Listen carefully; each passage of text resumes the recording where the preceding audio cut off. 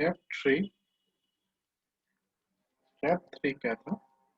Step three is remove all redundant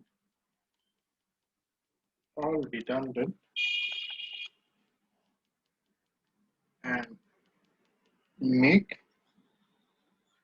primary structure.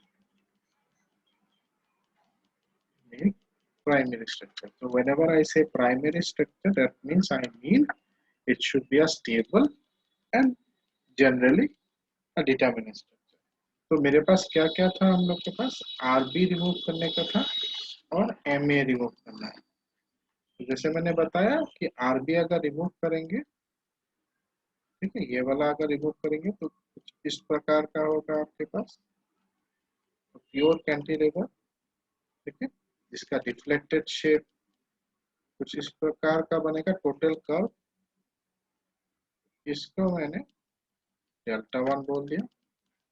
अगर मैंने RB remove कर दिया और मैंने अगर MA रिमूव कर दिया तो समथिंग ऑफ दिस काइंड,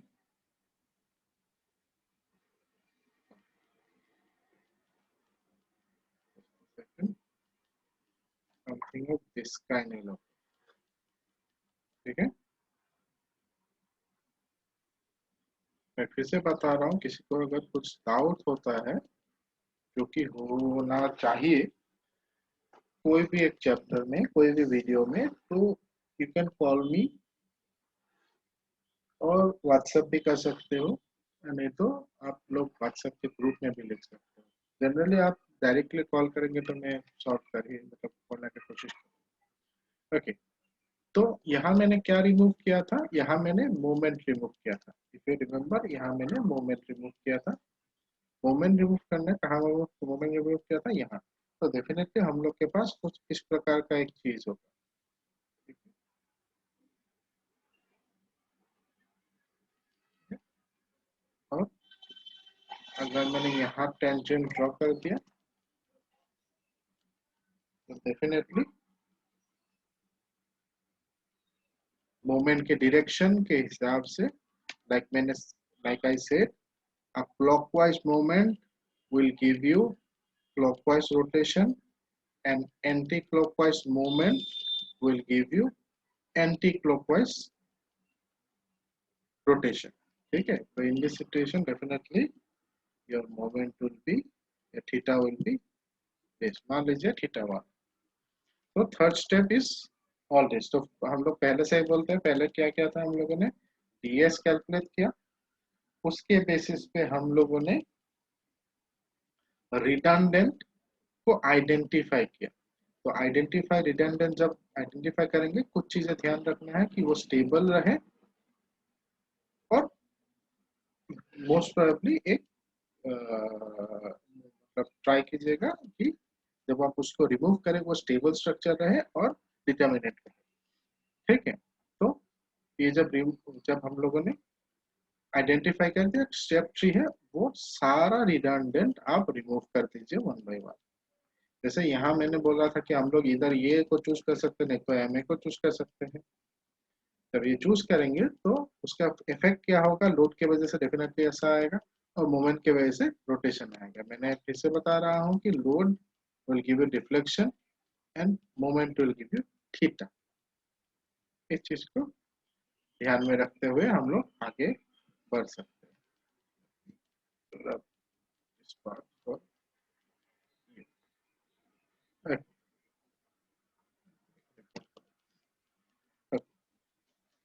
ये हो गया step 3। Step 4 very very, every step is important but this is very important. Apply redundant। तो redundant मतलब आप लोग समझ जाना चाहिए कि this apply redundance on primary structure, on primary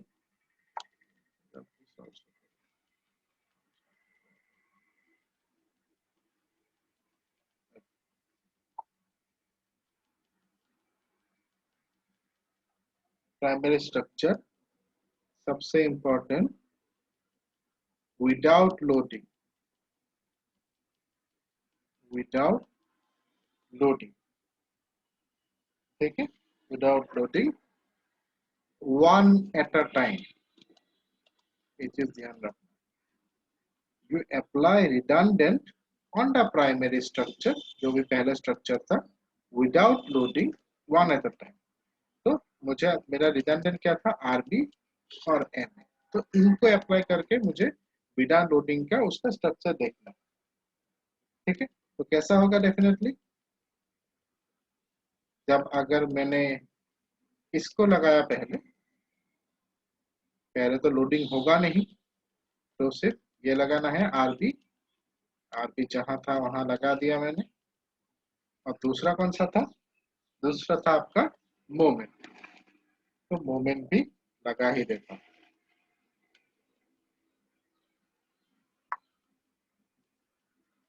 यहाँ मैंने ध्यान रखिएगा, यहाँ लोडिंग, ये लोडिंग नहीं दिया, एक बार बिना रिडंडेंट का करना है, एक बार रिडंडेंट लगा के करना है विदाउट लोडिंग। तो ये कुछ इस प्रकार का काम होगा, ठीक है। तो ऐसा अगर है तो हम लोग को क्या मिलेगा, इस फोर्स के बेस में डेफिनेटली ये ऊपर डिफ्लेक्ट करेगा, तो ऊपर डिफ्लेक्ट कर देता हूं स्ट्रेट लाइन। इसका मान लेते हैं मैंने डेल्टा 2 दे दिया, और इस मोमेंट के बेसिस पे क्या होगा, देखिए ये जो लोडिंग है, ये जो लोडिंग है, ये लोडिंग के वजह से ये थीटा है, ठीक है, not because of moment. Do I mention this, मैंने मेंशन भी किया, पर इसका मतलब ये नहीं है कि this direction will consist of the loading, the effect due to this loading, मतलब लोडिंग के वजह से यहाँ क्या थीटा और क्या डेल्टा आएगा उसको ध्यान रखना है, ठीक है, keep in mind in that part. And here it is this because of the moment. So a clockwise movement will definitely give a clockwise theta, theta 2, यहाँ theta 1 था, यहाँ theta 2, ठीक है, ये मैंने यूज कर दिया। तो next step,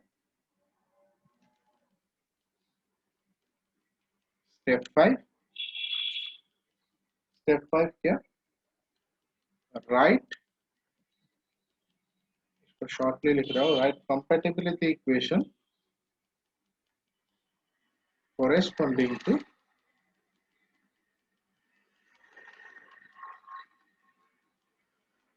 each redundant, right compatibility equation corresponding to, तो पहला कंपैटिबिलिटी इक्वेशन क्या था, डेफिनेटली हम लोग का delta B is equal to 0, और दूसरा क्या था, क्योंकि यहाँ हमने रिडंडेंट लगाया था, तो यहाँ क्या था, यहाँ इफ यू रिमेम्बर इस पॉइंट पे थीटा एक्चुअली 0 है, there be no rotation of.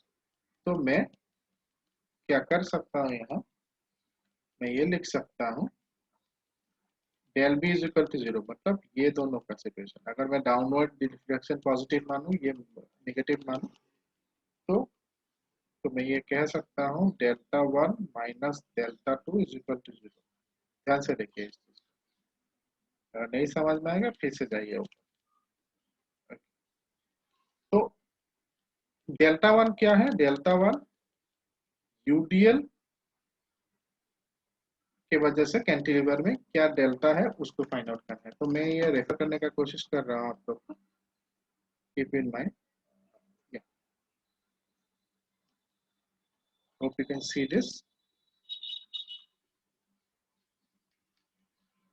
ये वाला डायग्राम देखिए,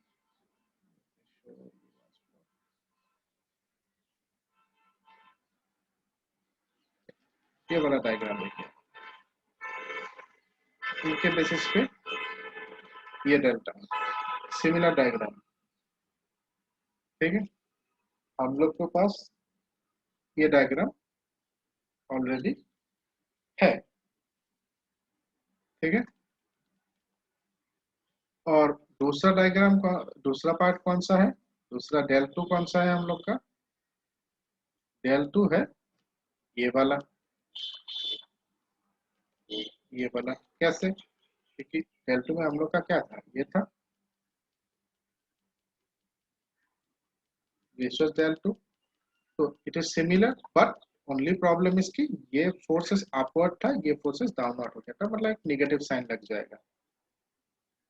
तो फिर माइंड की ये जो वैल्यूज है आप लोग को याद रखना पड़ता है, और सेम एज थीटा भी, जब थीटा करेंगे तो थीटा को हम लोग फिर से रेफर करेंगे इस चीज को।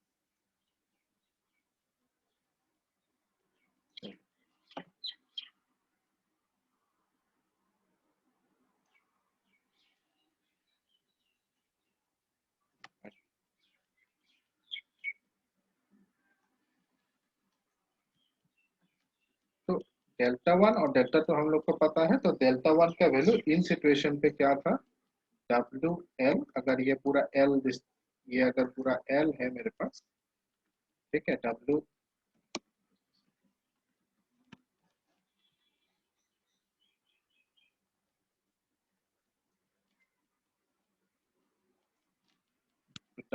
डेल्टा वन, इन सिचुएशन पे डेल्टा वन का वैल्यू था हम लोग का W L to the power 4 divided by A T आई, और डेल्टा टू इन सिचुएशन पे क्या था, ठीक है, माइनस डब्ल्यू, एक्चुअली माइनस ऐसा सिचुएशन पे, फिर रिमेम्बर ऐसा सिचुएशन पे हम लोग का डेल्टा क्या था, डेल्टा था, this is W, delta was W L Q by 3 है, बट यहाँ ऑपोजिट डायरेक्शन में है तो एक माइनस लग जाएगा, और डब्ल्यू के जगह आर बी हो जाएगा, so it is R B L cube divided by 3 है। तो मैं ये वैल्यूज आप में डायरेक्टली पुट कर सकता हूँ, W L to the power 4 A T I minus R B into L cube divided by 3 equal to 0। तो ये सिचुएशन पे हम लोग आर बी का वैल्यू विच इज 3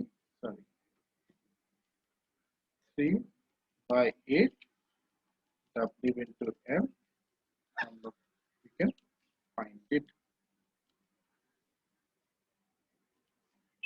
यहाँ लिख देता हूँ मैं, और इसको सॉल्व करना, क्यों सॉल्व करना है, find out the value of R B.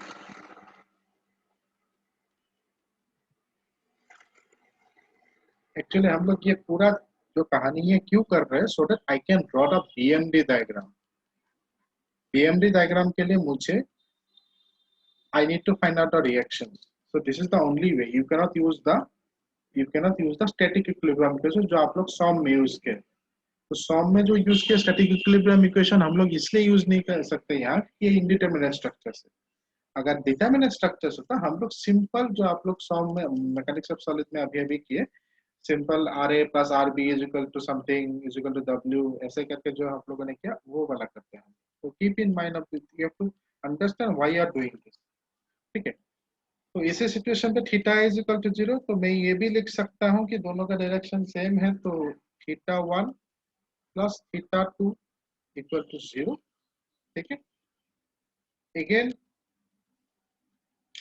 मैं simply supported with movement उस डायग्राम पे जाना चाहता हूँ, so that you can understand how I am referring to, क्या रेफर कर रहा हूँ मैं बार बार।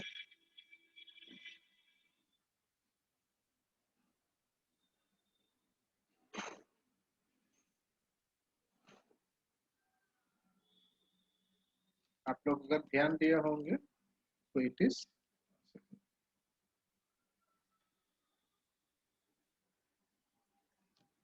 ये वाला सिचुएशन 24 EI,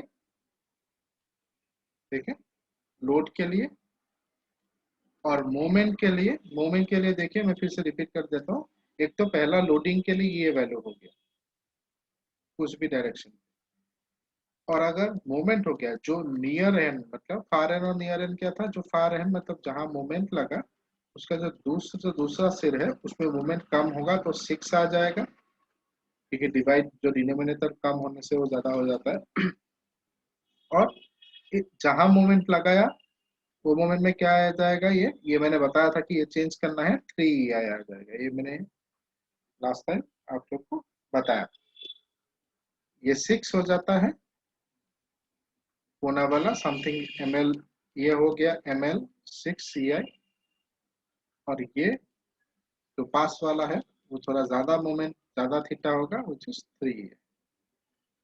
इसको चेंज करने के लिए बोल दिया था। ओके,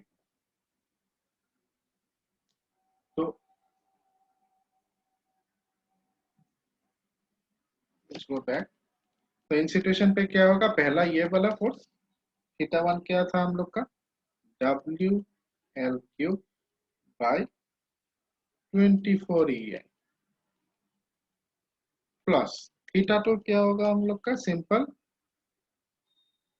एम था उस टाइम, ML बाई 3 थीटा था, जहां ये ML बाई 3 है।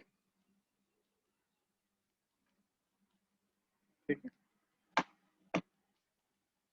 तो अगर ऐसा है यहाँ लिख देता हूँ।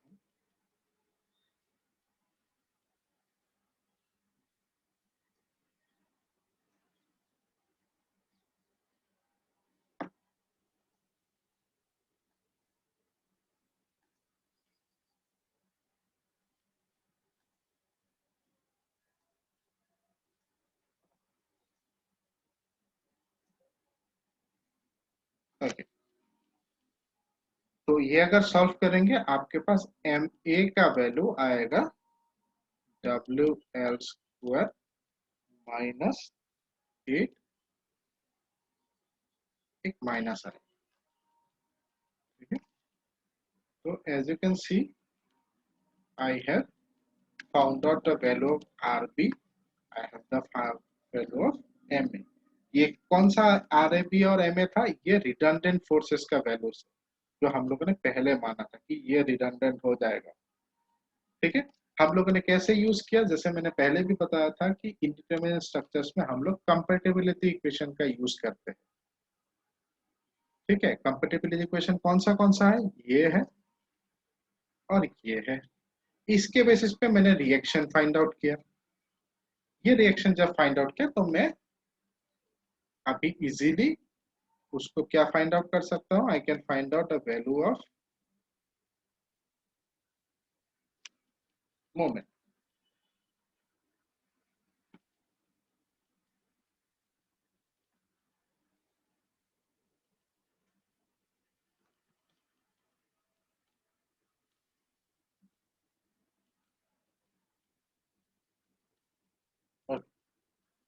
So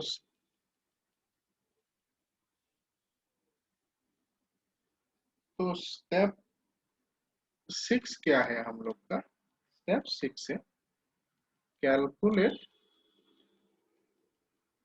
the other reactions. Redundant reactions तो फाइंड आउट कर लिया आपने, कैलकुलेट द अदर रिएक्शंस कैसे, यूजिंग स्टैटिक इक्विलिब्रियम इक्वेशन। ठीक है, so let me draw much more a bigger diagram out here।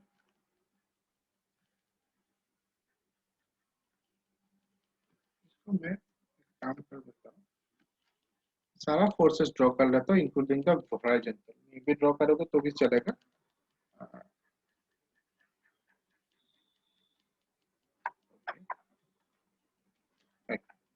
तो यहाँ हम लोग का आरबी था, आप लोग कुछ भी नाम दे, VA VB जो भी देना है दे सकते हैं। ये आरबी था।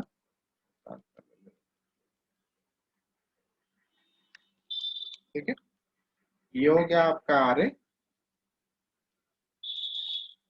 ठीक है, ये हो गया आपका मोमेंट MA। और अगर ये लिखना चाहते हो लिख भी सकते हो, नहीं तो ये तो पता ही है कि ये 0 है, इसमें इतना दिमाग नहीं लगाना। तो मुझे आर आर बी और एम ए पता है, मुझे आर ए नहीं पता। मतलब ये सारा रिएक्शंस अगर मुझे पता है तो S F D B M D में इजीली ड्रॉ कर सकता हूँ। ठीक है, तो स्टैटिक इक्विलिब्रियम इक्वेशन यूज करना है। तो पहला वाला है summation F X equal to, जैसे आप लोग फाइंड आउट करते हैं S F D B M D के लिए, वो वैसे फाइंड आउट कीजिए, आपका आंसर सेम ही निकलेगा। तो हॉरिजॉन्टल में सिर्फ एच है, तो definitely H A equal to zero, ये नहीं भी फाइंड आउट करेंगे तो भी चलेगा। Next, summation of fy is equal to 0, upward process you are taking a positive। ठीक है, तो मुझे ये आपका w और ये कितना है आपका l। तो क्या होगा हम लोग का summation of upward forces, summation of forces R A plus R B minus ऊपर लोड कितना है w into l। I think it is very clear. If you do not understand this part, that means you have a problem in finding out reaction, you have a problem in finding out SFDBMD। मैं फिर से बोल रहा हूँ, अभी से जितना भी चैप्टर जाएंगे हम लोग, बीएमडी एसएफडी बहुत जरूरत होगा। आप लोग को आना चाहिए रिएक्शंस कैसे निकालना है, बीएमडी कैसे निकालना है। नहीं है, आप लोग फिर से वापस मॉस क्लास में जाइए जो आप लोग का ऑलरेडी हो चुका है, और उस बेसिस पे ही कीजिए। ठीक है, it is very very important to find out the you you need to पहली बात तो you have to know few values। थोड़ा वैल्यूज आपको पता होना चाहिए कि सिंपली सपोर्टेड, अगर बीच में लोड हो तब WL/4 होता है, अगर कैंटिलीवर हो तो क्या होता है, पॉइंट लोड होगा तो क्या होगा, यूडीएल हुआ तो क्या होगा। ये आपको you have to know the answers। knowing the answers क्या होगा आपका बेसिक जो रिजल्ट्स होता है, जैसे थीटा और डेल्टा का पता होना चाहिए, आपका टाइम सेव होगा, टाइम सेव होगा। Otherwise you have to find for every structure you have to find out। जैसे आप लोग S F D B M D के, ऐसे आपको लंबा प्रोसेस जाना पड़ेगा। ठीक है, तो किसी को अगर ये W इंटू एल कैसे आया ये अगर नहीं पता हो, तो I think so you have to go back to clear your basics. ठीक है, और मुझे बताना किसी को अगर ये प्रॉब्लम है तो बताना, उस हिसाब से मैं क्लासेस का चीजें भी रखूंगा ना। तो R A is equal to R B into W L. R B का वैल्यू मुझे ऑलरेडी पता है, थोड़ा देर पहले फाइंड आउट किया था। कितना फाइंड आउट किया था, if you remember 3/8 W L. तो R A plus 3/8 W L equal to W L. तो मैं आर ए का वैल्यू इजीली फाइंड आउट कर सकता हूँ, which is 5/8 into W L. ये मुझे एक आर ए मिल गया। बाकी क्या रहा, एम ए मुझे ऑलरेडी पता है। ठीक है, पर अगर आप लोग चेक करना चाहते हो, आप लोग एमए का भी कैलकुलेशन, मतलब ये वाला यूज करके आप लोग एमए का वैल्यू फाइंड आउट कर सकते हो। पर ऑलरेडी फाइंड आउट किया है तो इतना प्रॉब्लम नहीं होना चाहिए, ऑलरेडी फाइंड आउट किया है आप। तो मुझे ऑलरेडी आर ए पता है, आर बी पता है, एम ए पता है, सारा चीज पता है, डब्ल्यू पता है। तो मुझे बीएमडी डायग्राम ड्रॉ करने में कोई प्रॉब्लम नहीं होना चाहिए। तो ये आपका आज का एक होमवर्क है, तो इसके बेसिस पे आप ऐसे बीएमडी डायग्राम ड्रॉ कीजिए। ठीक है, मैं इसीलिए चाहता हूं कि ये मैं डायरेक्टली इसलिए नहीं दे रहा हूँ, so that you study a bit to find out how to draw it, because it is very important. ठीक है, तो मैं फिर से रिपीट कर देता हूँ कि हम लोगों ने एक्चुअली क्या किया। Just a second।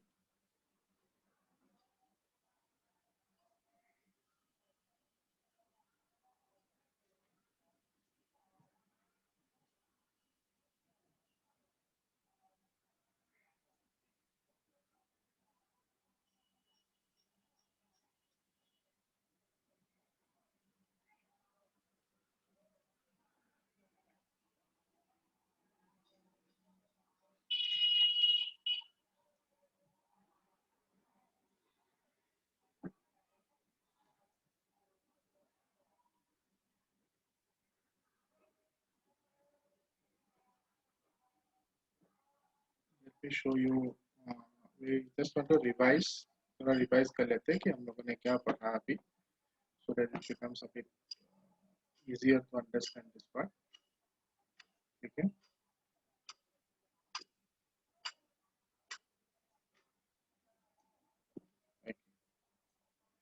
so we can see this part. Let me zoom a bit. Okay. ये सारा चीज मैंने दे के रखा है बेटर क्वालिटी के लिए, लेटर स्टडी के लिए. Okay. Let me zoom a bit.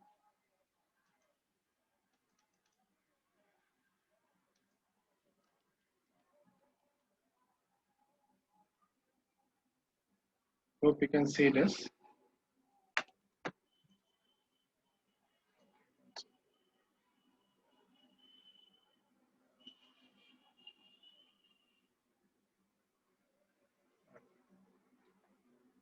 Hope you can see this. तो हम लोगों ने क्या किया बेसिकली, कोई भी स्ट्रक्चर में पहले हम लोगों ने we have to find out the DS. वो डीएस के वैल्यू, डीएस कुछ भी हो सकता है, डीएस के वैल्यू के बेसिस पे हम लोग identify the redundance of the structure. मतलब हम लोग जो, एक तो ये सिर्फ एक ही रिडंडेंट आएगा, अगर दो आता तो दो दो रिडंडेंट आ जाता. ठीक है, तो एक रिडंडेंट होगा, पर वी आर कंफ्यूज कि which will be the redundant. तो you have to select the redundant so that it will be stable और डिटरमिनेट. तो मेरे पास कुछ ऑप्शंस है. एक तो ये, ऐसा सिचुएशन में हम लोग के पास क्या क्या फोर्सेस था, यहाँ एक फोर्सेस था, यहाँ एक फोर्सेस था, ये एक मोमेंट था, और यहाँ रोलर की वजह से. तो this is already zero. I don't think so you have to find out this part. This is already zero. तो इसको हम लोग नहीं करेंगे. बाकी रहा मेरे पास ये इक्वेशन, ये रिएक्शन और मोमेंट. तो इसके बेसिस पे हम लोग यहाँ जाएंगे. ठीक है, तो लेट मी, तो इधर में आर बी, नहीं तो आर ए, नहीं तो एम ए सिलेक्ट करेंगे. पर प्रॉब्लम क्या है कि ये स्टेबल रहना पड़ेगा. स्टेबल रहने से let me zoom a bit, so it may be,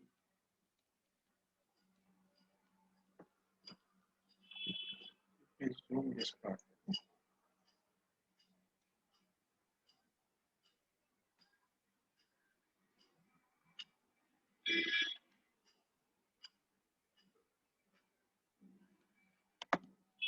Right, I think so it can be right.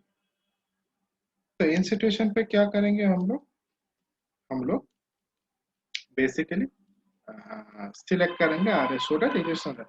अभी इन सिचुएशन पे क्या होगा, मैं अगर आर ए रिमूव कर दिया तो यहाँ एक रोलर जैसा काम करेगा. मतलब ये मेरा पूरा स्ट्रक्चर पूरा ऊपर से नीचे जा सकता है. So it is highly unstable. So हम लोग आर ए सिलेक्ट करेंगे ही नहीं. तो हम लोग इधर आर बी सिलेक्ट करेंगे, नहीं तो एम ए सिलेक्ट करेंगे. ठीक है, तो अगर ऐसा है, थर्ड स्टेप क्या है, थर्ड स्टेप है कि remove all the redundants and make a primary structures. मतलब जो भी रिडंडेंट था तुम्हारे आगे, तो उसको तुम रिमूव करोगे. रिडंडेंट हम लोग का आर बी, नहीं तो एम ए. तो अगर मैंने रिमूव कर दिया, ठीक है, अगर मैंने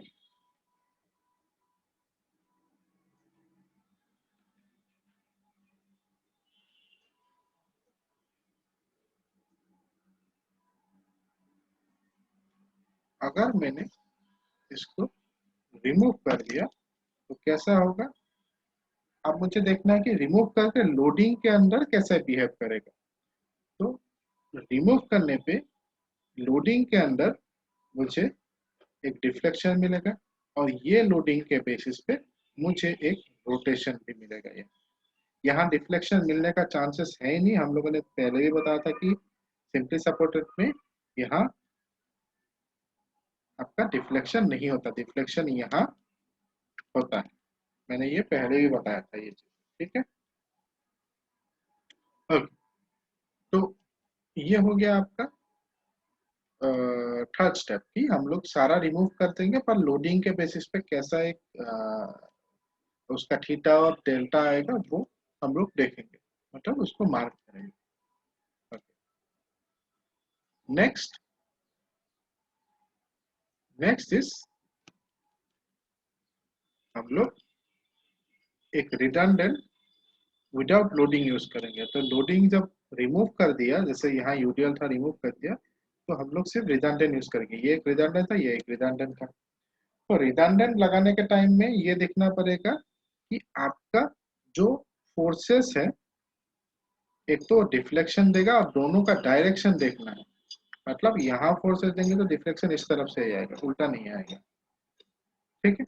और मोमेंट अगर क्लॉकवाइज है तो उसका थीटा भी क्लॉकवाइज होगा, और मोमेंट अगर एंटी क्लॉकवाइज है तो उसका थीटा भी एंटी क्लॉकवाइज। तो अभी देखना है कि रिडंडेंट अगर लगाएंगे तो कैसा बिहेव करेगा। जैसे आर बी लगा दिया तो डिफ्लेक्शन ऐसा आ जाएगा, और अगर मोमेंट लगा दिया तो डिफ्लेक्शन ऐसा, रोटेशन ऐसा आ जाएगा। तो इसका नाम देते हैं हम लोग थीटा टू और थीटा डेल्टा। एक बार लोडिंग के बिना लगाएंगे, एक बार लोडिंग लगा के लगाएंगे, और पहले कौन सा करना है उसके बेसिस पे होगा, इसको चेंज मत कीजिएगा अभी। Okay, next is write the compatibility equation corresponding to each redundant. So I think so this is very clear, ठीक है। हम लोग का स्ट्रक्चर कैसा था, ये ये था। तो यहाँ तो ऑफ कोर्स भी रिडंड क्या क्या फोर्सेस था हम लोग का। एक तो थीटा यहाँ जीरो है, ऐसे आएगा, ठीक है। और दूसरा यहाँ डेल्टा जीरो। तो ये दोनों ऑलरेडी हम लोगों ने पहले भी कंपेटिबिलिटी इक्वेशन हम लोग इजीली फाइंड आउट कर सकते हैं। डेफिनेटली जिस पॉइंट पे आप लोगों ने लगा उसका कंपेटिबिलिटी इक्वेशन करें, तो थीटा भी डेफिनेटली जीरो होगा, ये तो जाएगा ही नहीं। और थीटा ए भी जीरो होगा क्योंकि ये फिक्स था। ओरिजिनल स्ट्रक्चर पे जाना है, कंपेटिबिलिटी इक्वेशन हमेशा ओरिजिनल स्ट्रक्चर पे लगाना है, ठीक है। तो theta one minus theta two आ जाएगा, और यहाँ theta one sorry delta one minus delta two आ जाएगा, या theta one plus theta two आ जाएगा। और इसका वैल्यू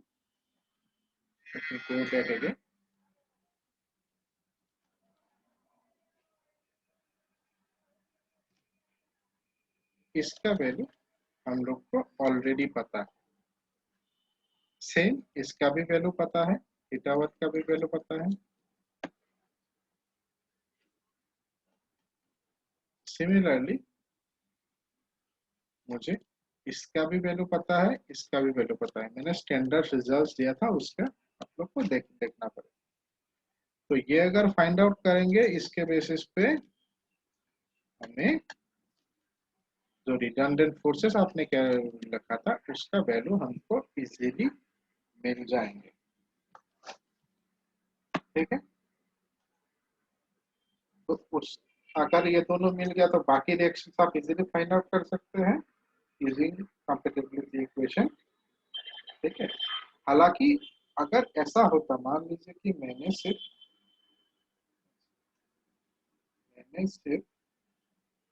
मैंने यहाँ मैंने यहाँ दो कंसिडर किया था। इफ यू रिमेम्बर कि मैंने चूज आरबी और एमई, तो हम लोग अगर एक को भी चूज करते तो भी ये काम हो जाता, क्योंकि आरबी मिल जाता, आरबी मिलने पे मुझे आरए मिल जाता। यहाँ अगर आरए मिलता तो मैं यहाँ यूज करके M Z is equal to zero, देखिए हम लोग का सेम वैल्यू मिलता है एम ए का वैल्यू। तो ये मैं एक यूज करके भी हम लोग यूज कर सकते हैं, पर मैंने दोनों दिखा दिया कि कभी कभी मतलब ताकि दोनों से आंसर सेम आता है, ठीक है। तो हम लोग एक डीएमडी डायग्राम ड्रॉ कर सकते हैं इसको बेसिस पे। आप लोग इसको डीएमडी डायग्राम आप लोग के पास सब कुछ है, बेंडिंग मोमेंट डायग्राम ड्रॉ करके देखिए। उसके अलावा मैं आप लोग को दो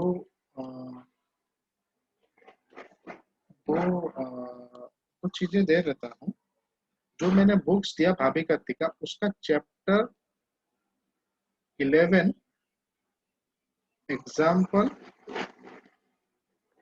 11.2 11.3, बाकी भी कर सकते हैं, ये दोनों एक बार देख लीजिएगा। और असाइनमेंट के विषय पे, ये असाइनमेंट मैं एक ही बार में लूंगा, तो असाइनमेंट बार बार मैं इसलिए दे रहा हूँ। असाइनमेंट दो चीजें करना है। एक, आपको एक फिक्स बीम दिया है मैंने, W, और अनदर फिक्स बीम दिया है ये B। ये दो चीजें मिड पॉइंट पे W, ये दोनों का एनालाइज करना है using analyse the beams using force consistent deformation method. ठीक है, नेक्स्ट क्लास हम लोग स्ट्रेन एनर्जी मेथड पढ़ेंगे। ठीक है, उसका पहले बेसिक कुछ भी आप लोगों ने किया है, बेसिक कुछ करेंगे, और उसके बेसिस पे हम लोग एक न्यूमेरिकल भी करेंगे। न्यूमेरिकल हम लोग हमेशा कोशिश करेंगे, देखिए न्यूमेरिकल हम लोग कोशिश करेंगे डिटर्मिनेंट और इनडिटर्मिनेंट स्ट्रक्चर्स दोनों सॉल्व करने का। ठीक है, जहां पॉसिबल है। तो इन सिचुएशन पे हम लोग ये थोड़ा लंबा हम लोग कोशिश करेंगे। हम लोग बीम को भी सॉल्व करेंगे और पोर्टल फ्रेम फ्रेम को भी सॉल्व करेंगे। सिचुएशन वही रहेगा, बस थोड़ा बहुत डिफरेंट हो जाएगा। इफ यू रिमेम्बर कि हम लोगों ने स्ट्रेन एनर्जी से डिफ्लेक्शन निकाल सकते हैं कैसे, कैस्टिग्लियानो से। ठीक है, कैस्टिग्लियानो से, इफ यू रिमेम्बर, कैस्टिग्लियानो से हम लोग डिफ्लेक्शन और स्लोप निकाल सकते हैं। तो मुझे ये वाला चैप्टर में हम लोग को फाइंड आउट करना है कि यू कैसे फाइंड आउट किया जाए। ठीक है, नेक्स्ट चैप्टर में हम लोग वही करेंगे।